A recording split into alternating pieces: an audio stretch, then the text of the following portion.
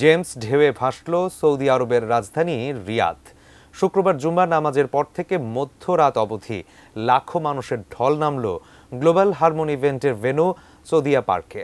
মানুষের ভালোবাসায় মুগ্ধ জেমস বললেন, বারবার ফিরে আসতে চান প্রবাসীদের এমন আনন্দে ভাসাতে। সোহেল রানার ক্যামেরায় সৌদি আরব থেকে আশিকুর রহমান অপুর প্রতিবেদন।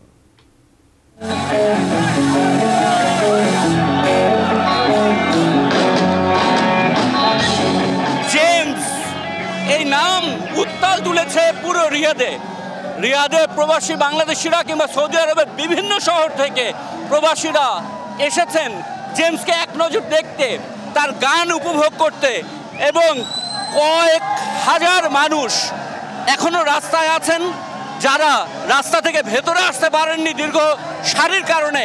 এইখানে যে মানুষেরা এসে পৌঁছেছেন তারা জুম্মার নামাজের পরে লাইন দিয়েছেন ভেতরে ঢোকার জন্য। অবশেষে আসতে পেরেছেন, প্রিয় শিল্পীকে কাছ থেকে দেখতে পাচ্ছেন। যারা ৩-৪-৫ বছরও সৌদি আরবে আছেন তারাও বলছেন এরকম বিশাল আয়োজন তারা দেখেননি অনেক দিন। ব্রেকফাস্ট, টিফিন কিংবা স্ন্যাক টাইমে মজাদার আয়োজন মানে অল টাইম ব্রেড। গড়ে প্রায় 5-5.5 ঘন্টা অপেক্ষার পরে আমরা ভিতরে ঢুকতে পারছি। অনেক বেশি লোক, যাদের সিকিউরিটি পর্যন্ত ওদেরকে থামায় রাখতে পারে নাই। বাংলাদেশে কখনো দেখি নাই, আজকে অনেক আগ্রহ এবং আশা নিয়ে আসছি।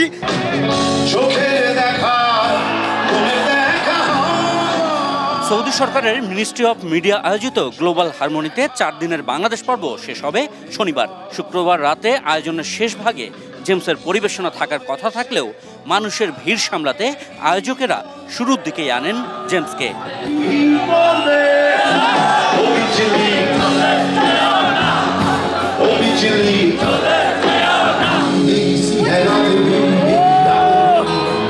একের পর এক গানে দর্শকদের মাতিয়ে গণমাধ্যমের সামনে জেমস ভালোবাসার জবাবে দিলেন ভালোবাসা। আমরা আসলাম এই সঙ্গীতের মাধ্যমে, এই যে একটা মেলবন্ধন হলো এবং তারা এনজয় করলো, আনন্দ করলো, এবং ইনশাল্লাহ